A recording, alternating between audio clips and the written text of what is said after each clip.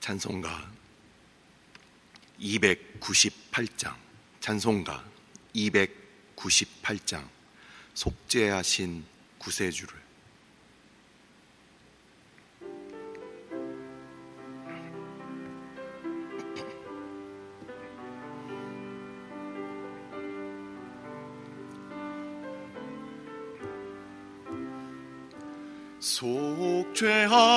속죄하신 구세주를 내가 찬송하리라. 내게 자유 주시려고 주가 고난 당했네. 그 신사랑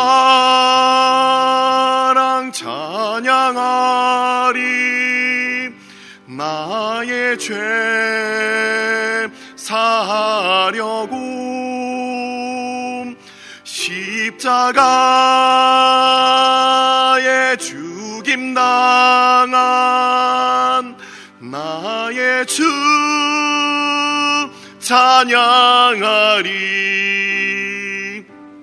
내가 구원 받은 증거 기뻐 전파리라. 내 죄 모두 담당하신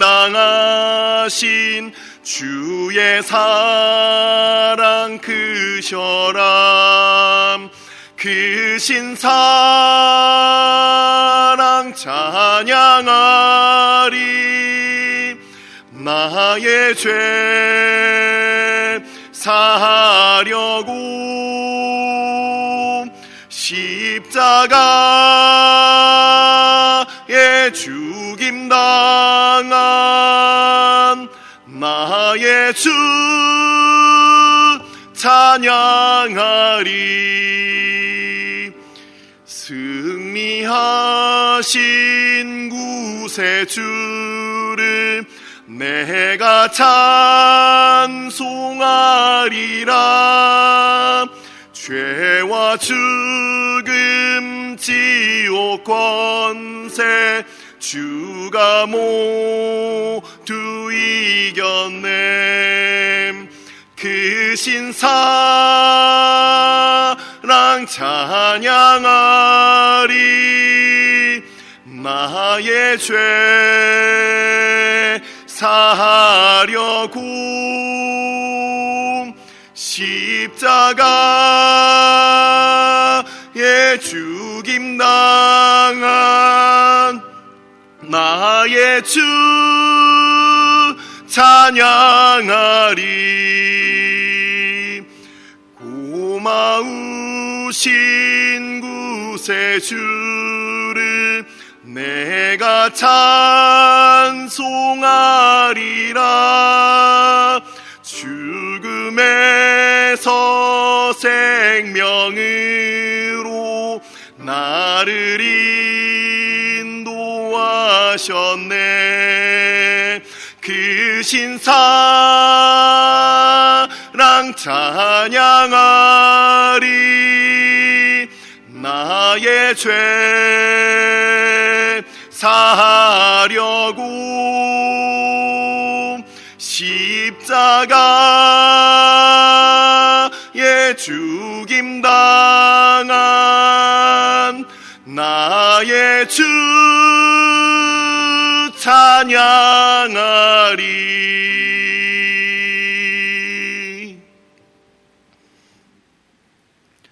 오늘의 말씀은 로마서 7장 말씀. 로마서 7장 7절부터 12절까지 말씀. 로마서 7장 7절부터 12절까지 말씀을 다 같이 합독하도록 하겠습니다. 그런즉 우리가 무슨 말을 하리요? 율법이 죄냐? 그럴 수 없느니라. 율법으로 말미암지 않고는 내가 죄를 알지 못하였으니 곧 율법이 탐내지 말라 하지 아니하였더라면 내가 탐심을 알지 못하였으리라. 그러나 죄가 기회를 타서 계명으로 말미암아 내 속에서 온갖 탐심을 이루었나니 이는 율법이 없으면 죄가 죽은 것임이라. 전에 율법을 깨닫지 못했을 때에는 내가 살았더니 계명이 이름에 죄는 살아나고 나는 죽었도다. 생명에 이르게 할 그 계명이 내게 대하여 도리어 사망에 이르게 하는 것이 되었도다. 죄가 기회를 타서 계명으로 말미암아 나를 속이고 그것으로 나를 죽였는지라. 이로 보건대 율법은 거룩하고 계명도 거룩하고 의로우며 선하도다. 아멘. 축복하고 기도한 후에 말씀 보도록 하겠습니다. 여호와는 내게 복을 주시고 너를 지키시기를 원하며 여호와는 그의 얼굴을 내게 비추사 은혜 베푸시기를 원하며 여호와는 그 얼굴을 내게로 향하여 드사 평강 주시기를 원하노라. 아버지, 한 주의 첫 시간을 하나님 앞에, 말씀 앞에 기도로 시작하는 주의 백성들, 오늘도 다 함께 모였습니다. 주의 발 앞에 엎드려 주를 예배하는 이 시간, 한 주의 시작을 온전히 하나님께 드리는 이 시간, 주께서 받아주시고 주께서 기쁨 가운데 우리와 함께하여 주시며 오직 하나님께만 영광 돌리는 우리의 인생 되게 하여 주옵소서. 이 시간 말씀 앞에 나아갑니다. 성령 하나님께서 전하는 자와 듣는 자 가운데 말씀의 주인 되어 주시어서 우리가 말씀을 들을 때마다 또한 생각할 때 또 깨달아 알 수 있는 그 은혜 가운데 하나님의 뜻을 분별하는 이 시간 되게 하여 주옵소서. 이 모든 말씀 우리 주 예수 그리스도의 이름으로 감사하며 기도드리옵나이다. 아멘. 지난 목요일 새벽에 말씀을 미리 드린 바와 같이 오늘은 로마서 6장 말씀에 대하여 우리가 복습을 잠깐 하고 그리고서 오늘 7장 말씀을 드리도록 하겠습니다. 근데 오늘 본문에 있어서 7장 7절부터 12절까지의 말씀이 쉽지가 않습니다. 그래서 많이 고민을 해봤습니다. 도대체 어떻게 설명을 해야 이게 좀 더 쉽게 알아들을 수가 있을 것인가. 오늘 본문을 이따 보면서 그 부분을 이제 개념적으로 좀 설명을 드리도록 하고, 우선 우리는 엊그저께 금요일 날 같이 보았던 이 로마서 7장 1절부터 6절까지의 말씀을 봤을 때 거기에서 이제 그리스도와 함께 우리가 죽었다, 우리가 함께 그 죽음으로 말미암아서 법으로부터 해방된다, 이게 바로 남편이 있는 그 여인에 대한 그 이야기로 같이 본문을 살펴보았는데, 이것이 바로 이 6장과 같이 이어지는 것입니다. 로마서 6장에는 이 세례라는 말과 연합이라는 말이 이 초반부에 등장을 하고, 그리고 6장에 있어서 이 후반부를 보시면 거기에 그리스도와 함께 연합함으로 말미암아 우리가 얻게 되는, 맺게 되는 그 열매에 대해서 이렇게 크게 두 부분으로 나뉘어서 우리가 살펴볼 수가 있습니다. 로마서 6장을 보시면 우선 이렇게 얘기를 합니다. 우리가 세례를 받음으로 그리스도와 함께 연합한다라고 하고 있어요. 우리가 잘 알고 있듯이 세례를 받는다는 것은 어떤 의미이냐, 이것은 그리스도와의 연합을 얘기를 하는 거예요. 우리가 세례를 받는다, 교회에서 많은 그 성례 주일날 많은 우리가 횟수를 경험을 해봤습니다. 내가 세례를 받은 적이 있고, 우리 자녀들을 세례를 준 적이 있고, 다른 사람들이 세례를 받는 그런 예식을 우리가 많이 치루어 봤을 겁니다. 근데 그 세례가 가지고 있는 그 의미가 무엇이냐, 우리 총회에서 세례 학습 문답서를 보시면 거기에 분명히 나와 있습니다. 세례는 바로 그리스도와의 연합을 얘기한다. 이게 무슨 소리냐면, 많은 사람들이 갑자기 얼굴을 딱 보고서 결혼합시다, 이렇게 결혼하는 사람들 없죠. 보통 우리가 사람을 만나고 같이 사귐이 있고 그리고 교제를 하고 서로를 알아가는 가운데 하나님께서 확신을 주십니다. 이 사람하고 결혼해야 되겠다. 그러면 결혼식을 갖게 되는 것이죠. 사랑이 없이 어떻게 결혼식만 가질 수가 있겠습니까? 마찬가지입니다. 이 세례라는 것이 우리가 그리스도의 복음을 우리가 듣고 그리고 예수님에 대해서 알아가면서 믿음이 자라면서 예수님이 정말 나의 주님이시구나, 이 믿음이 있을 때 세례식을 통해서 그 믿음을 마치 결혼식처럼 그렇게 하는 거예요. 근데 그것보다 더 나아가서 진정한 성령의 세례로 말미암아 우리가 예수님의 신부가 되고 우리가 하나님의 자녀가 된다는 것은, 그것은 바로 마치 부부가 남편과 그리고 아내가 결혼을 통하여 하나됨을 이루는 것처럼, 이 세례라는 것은 그런 믿음을 사람들 앞에서 그것을 공표하는 것이, 그것이 바로 세례식이고, 이 성경에서 얘기하는 이 세례, 로마서 6장에서 말하는 이 세례는 남편과 아내가 하나됨을 이루는 그 하나됨, 이 연합, 이것을 얘기를 하는 것입니다.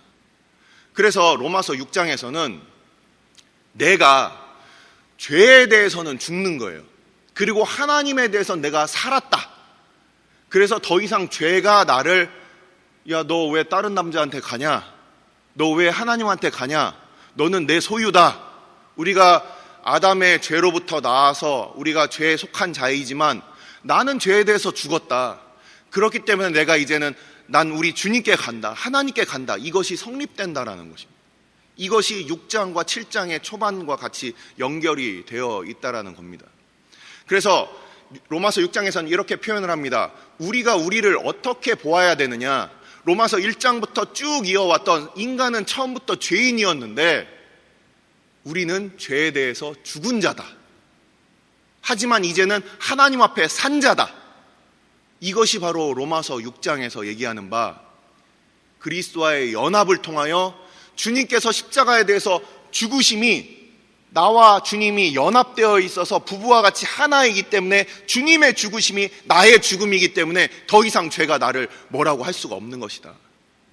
이것이 바로 그 연합의 신비가 그 안에 담겨져 있는 겁니다. 그래서 로마서 6장에서는 이렇게 얘기하는 겁니다. 우리가 죄에 대해서 죽었고 주님과 함께 우리가 연합된 자이기 때문에 죽음도 우리가 함께 죽은 것이고 그 부활도 우리가 함께 얻은 것이므로 더 이상 죄가 우리를 좌지우지할 수 없고 우리는 하나님 앞에 이제는 산 사람들이다. 이것이 바로 로마서 6장에 나와 있는 연합의 원리를 나타내는 것입니다.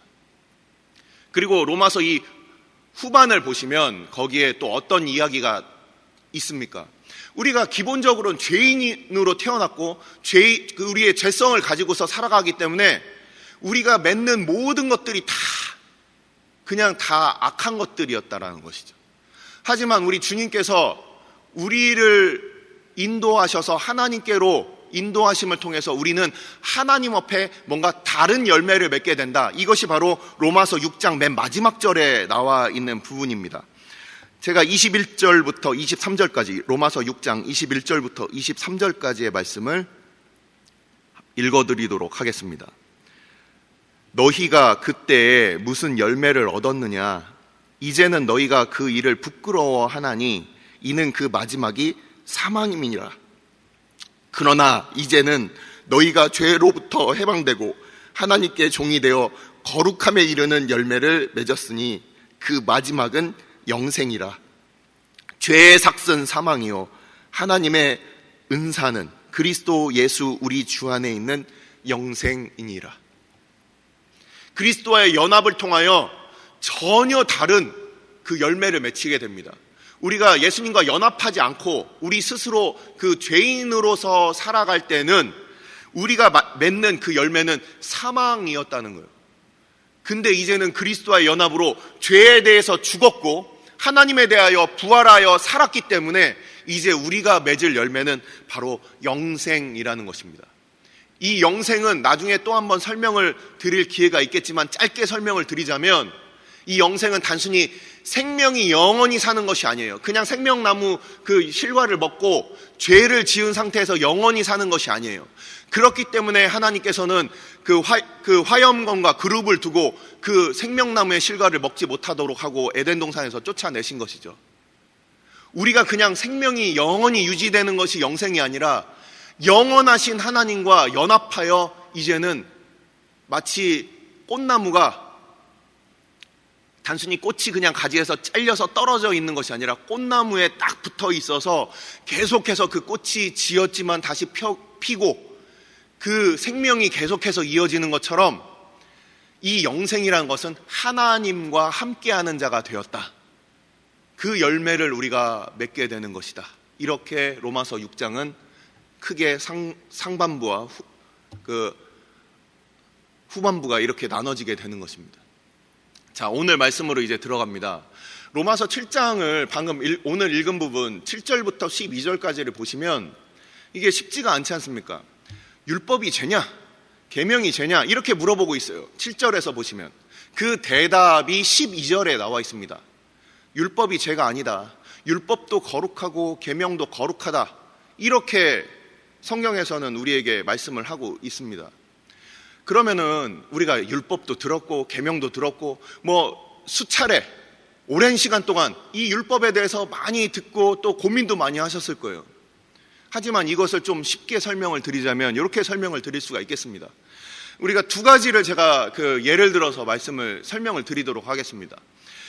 축구 경기를 하면은 축구 경기를 할 때 우리 남성들은 더 많이 그 축구 경기에 대해서 잘 알 겁니다. 이렇게 크게 직사각형의 어떤 큰 구장이 있고 거기에 적진의 그 골대가 있고 우리 골대가 있어요. 그러면 적진의 골대에다 공을 넣으면은 1점을 얻고 우리가 먹게 되면은 1점이 상대편이 얻게 되고 그래서 결국은 마지막에 많은 점수를 얻는 사람이 이렇게 이기게 된다. 이런 규칙들을 알 겁니다.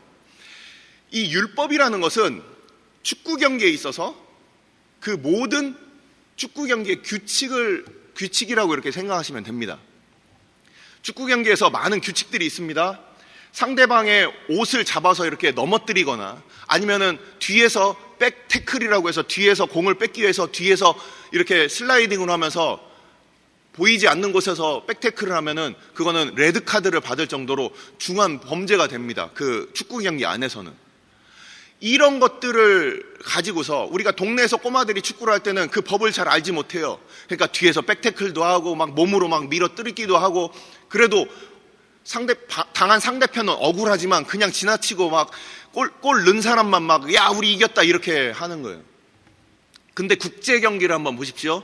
그러면 거기에 축구 룰이 있습니다. 보이지 않습니다. 하지만 그 룰을 전부 알고 있는 심판이 그 경기에서 같이 뛰면서 조금이라도 잘못을 하면 그 잘못을 집어내는 거예요. 그러면 그 선수는 잘못했구나. 이것이 드러나게 되는 겁니다. 그러면은 축구 경기에 있어서 그 룰, 규칙이 악한 거냐?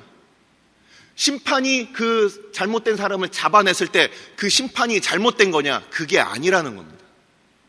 자, 사회법으로 이제 설명을 드리겠습니다. 우리는 지금 헌법을 가지고 있고 그 밑에 우리의 법률들을 가지고 있어요. 그 법률 안에는 형사법이 있고요, 민사법이 있고요, 여러 가지들이 있습니다. 헌법이라는 것이 대한민국을 이렇게 그 틀을 짜는 그 법이 있어요. 그 밑에 법률들이 있습니다. 그러면 오늘 우리가 그 조직폭력배나 아니면은 살인 강도들을 한번 생각을 해봅시다. 자, 우리는 처음부터 죄인이라고 그랬어요. 우리가 살인한 자요, 강도한 자라고 생각을 해봅시다.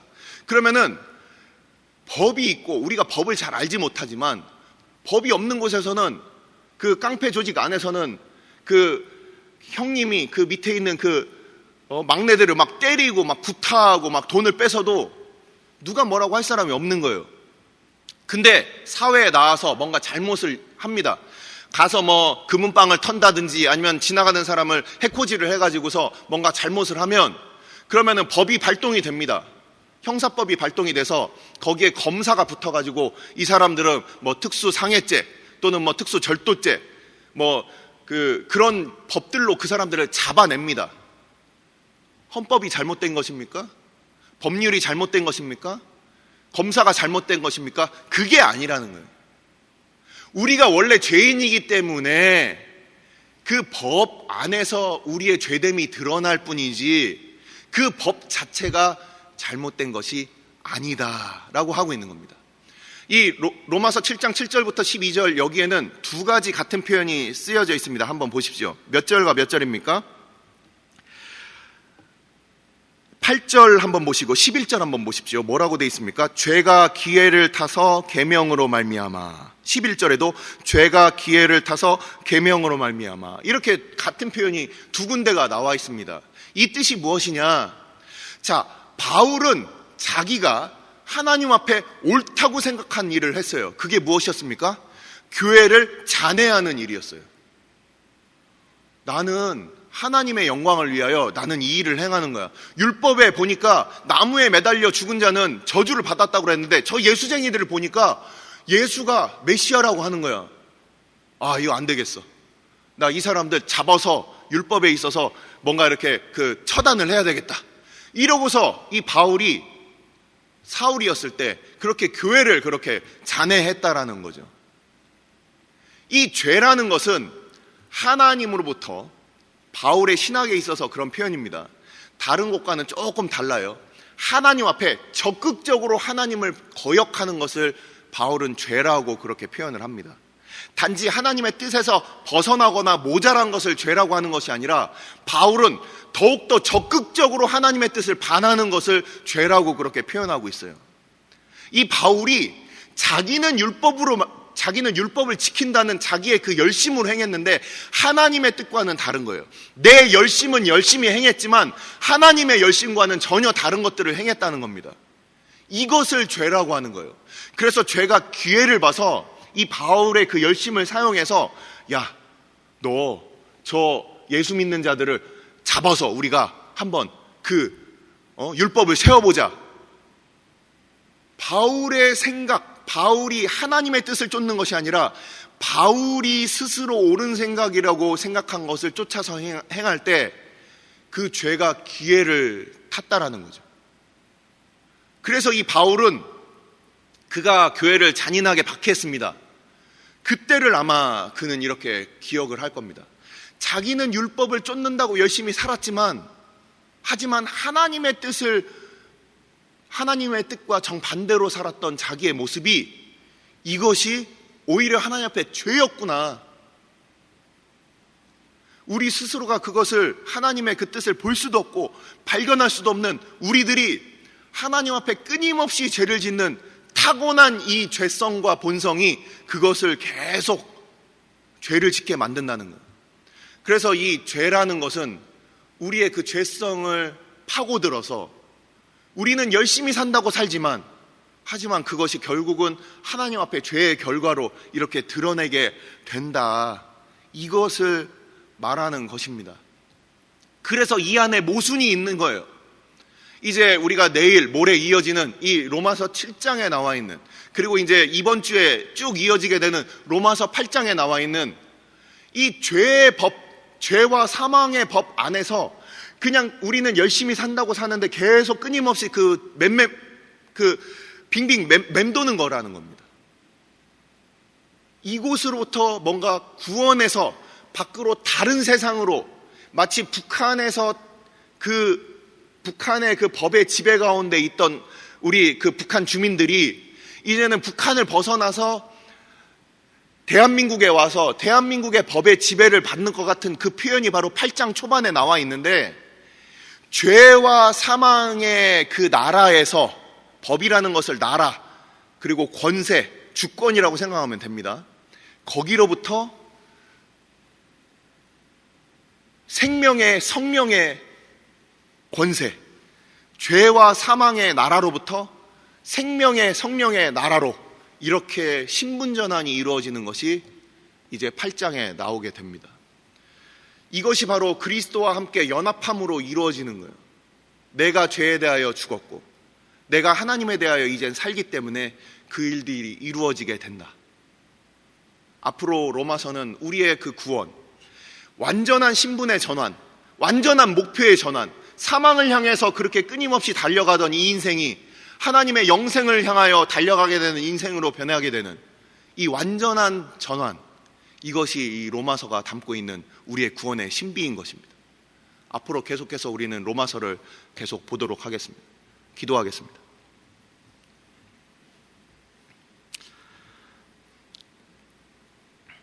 우리가 이 시간 기도할 때 하나님의 그 율법은 하나님의 거룩함을 나타낸다고 우리가 배웠습니다. 하나님의 의를 나타낸다. 근데 우리가 아무리 그것을 지키려고 우리가 그것을 살고 싶어도 우리는 죄인이기 때문에 오히려 그 율법 앞에서 우리의 죄됨만이 드러날 뿐이다. 하지만 우리 주님께서 나와 연합하시고 내가 주님의 것 되어서 주님과 함께 죽었으므로 또한 주님과 함께 삶으로 모든 율법의 마침이 되신 로마서 10장에 나와 있는 바와 마찬가지로 율법의 마침이 되신, 즉 율법을 모든 그 요구를 다 이루신 우리 주님으로 말미암아 나도 그 율법을 다 이룬 것처럼 주님께서 나를 그렇게 칭의로 인도하신다. 나 자체에 아무 소망이 없지만 우리 주님과 연합한 이제는 뗄래야 뗄 수 없는 주님의 것이기 때문에 나는 오늘도 의롭다 칭함을 받는다.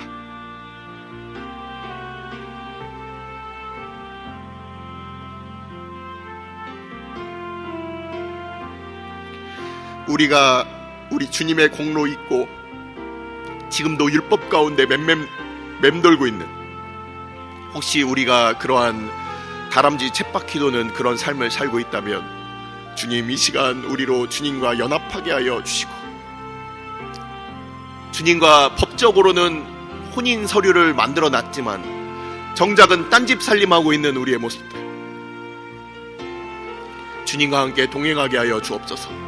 주님과 연합된 자로 우리가 하나님의 자녀 되었는데 주님과 함께 동행하지 못하는 우리의 모습들이 혹시 있다면 그리스도와 함께 오늘도 십자가에 죽게 하여 주시고 그리스도와 함께 하나님 앞에 부활하여 우리가 영생의 열매를 맺는 주의 백성들 되게 해달라고 이 시간 함께 기도하도록 하겠습니다.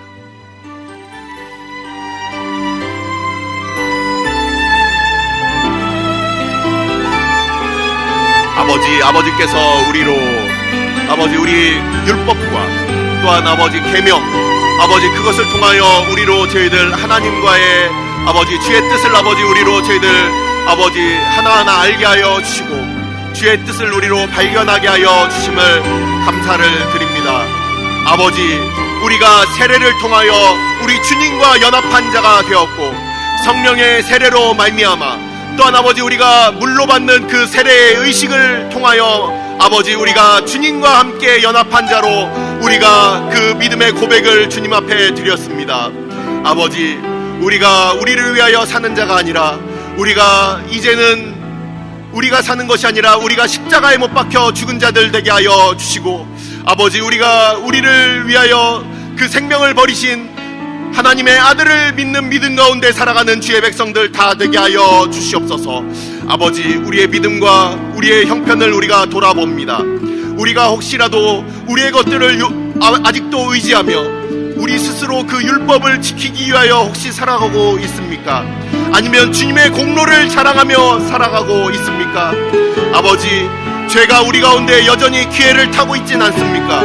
우리가 스스로 옳다고 여기는 것을 하나님 앞에 우리가 대적하며 살아가고 있진 않습니까? 우리의 삶을 돌아보게 하여 주시옵소서. 돌아볼 수 있는 은혜를 베풀어 주시옵소서. 주님께서 우리를 인도하여 주셔서 끊임없이 우리가 죄 가운데 살아가고자 하는 우리의 죄성과 우리가 늘 싸우며 하나님 앞에 우리가 죄에 대하여 죽고 의에 대하여는 사는 자들 되게 하여 주시고 우리가 주님과 함께 십자가에 못 박히고 또한 주님과 함께 부활하여 하나님 앞에 영생의 소망을 가지고 살아가는 주의 믿음의 백성들 다 되게 하여 주시옵소서. 이 모든 이 진리와 또한 이 은혜의 말씀들을 그 관심도 없는 이 세상의 그 수많은 사람들, 하지만 주님께서는 우리 가운데 이 소망을 우리 가운데 허락하여 주셨고 이 영생의 말씀을 우리 가운데 허락하셨사오니 아버지, 주의 교회, 주의 백성들, 아버지, 주의 아버지 귀한 말씀 아버지 우리가 기억하며 주의 백성으로 하나님과 함께 동행하는 우리의 삶이 될 수 있도록 아버지께서 주의 백성들 하나하나 아버지께서 성령 하나님께서 성령의 법으로 다스려 주셔서 우리가 주 안에 거하게 하여 주옵소서.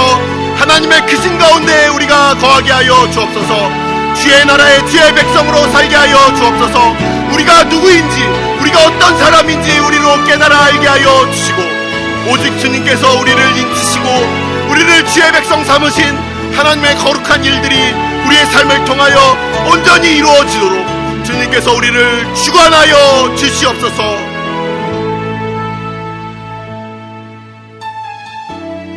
오늘 주일은 특별히 오늘 주일 예배와 주일 사역을 위해 기도하는 날입니다.